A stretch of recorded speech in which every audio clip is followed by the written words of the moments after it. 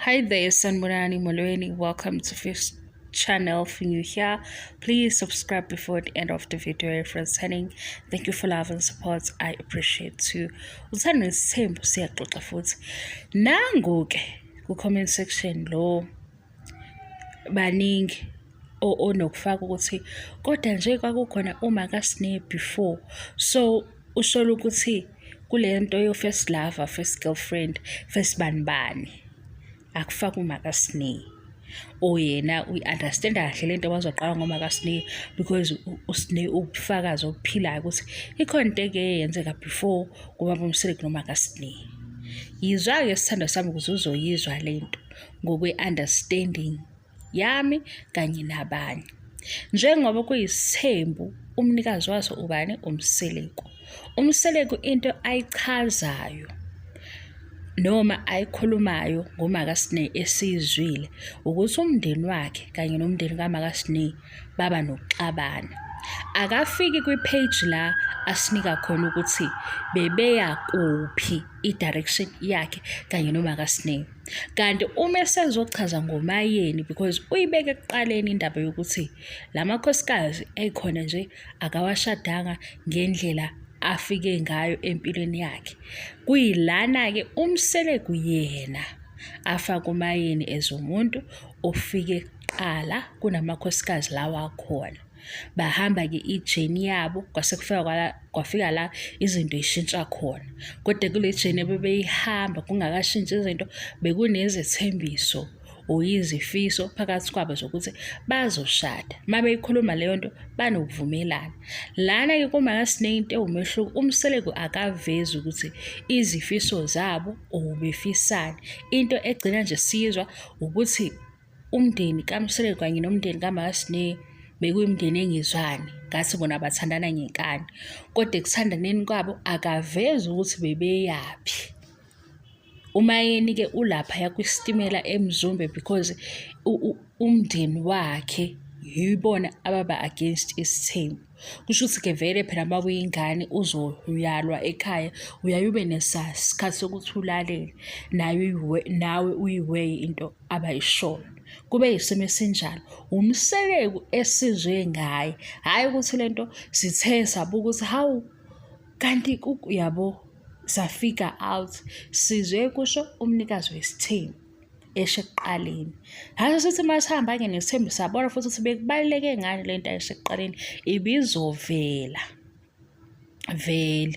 Bekuyinto ezogcina ivela ukuthi hawu bizovela nali ibhubesi nje. Angithi ibhubesi vele izoloku iminyaka yakhona iphikisana ukuthi hayi bo ibhubesi pho yini libe lidala ukunemishado. Imishado ifika after ibhubesi uyabo.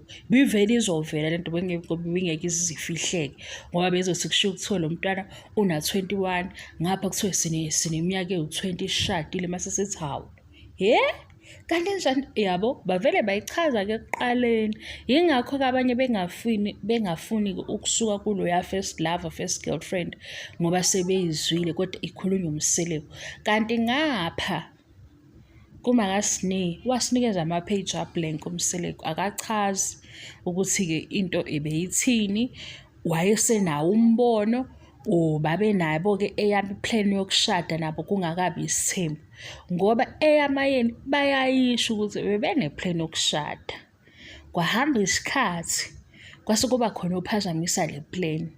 Lo phazamisa le plan ufisa ukuthi uMayeni kodwa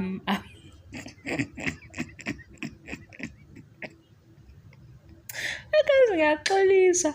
Lo phazamise le plan aka-understand ukuthi why uMayeni engeke azezweze ngaye ngoba wuye ofike waphazamisa le plan.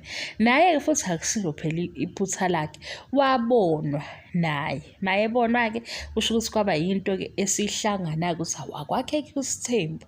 Ngeke ngikwazi ukulahlekelwa ngapha nangapha akakhele isithembu. Kodwa uMseleku esizwe ngaye, hhayi kuzinto esiyiqambayo. Ngesizathu-ke sokuthi-ke uMseleku yena akakhuluma izinto eziningi ngoMakaSneh. Yikho-ke singakwazi ukufaka uMakaSneh ukuthi ube kuphi. Kanti-ke futhi nalento leyo yomathandana ke asiyeke futhi because abantu abadala lapho bonke asingaseyichazi lapha, asishiye la ukuthi uMseleku wuye osinikeze isithombe sokuthi before enomayeni bebephila impilo ekanje, kwase kuba nama-changes akhona kodwa bagcina bendawonye.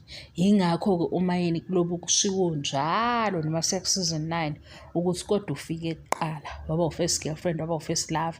Lana-ke angikhulumi ukuthi ivelu yomshado ithini, ngiphendula loya othi yena iyamxaka into yokuthi akukhulunywa ngoMakaSneh.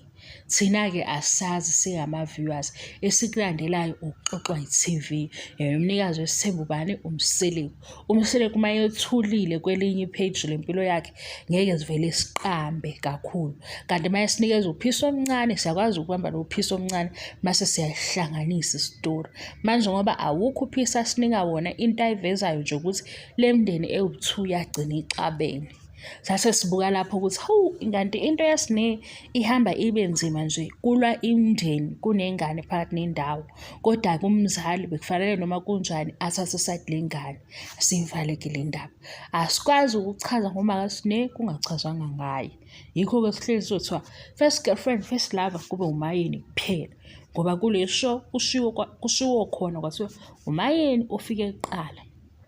Ngaphandle-ke mase beshintsha-ke ngoba phela indaba yabo abakhona kuyona yibo laba esibabukayo. Ngaphandle makuthi laba bakhona ku-TV show sebeyayishintsha le ndaba, sebethi indaba yamayeni yokufika kuqala kanjani kanjani, akulona iqiniso, nakho bekufihliwe, sesobe sesibabaza-ke kodwa akafiki-ke lapho. Bye bye.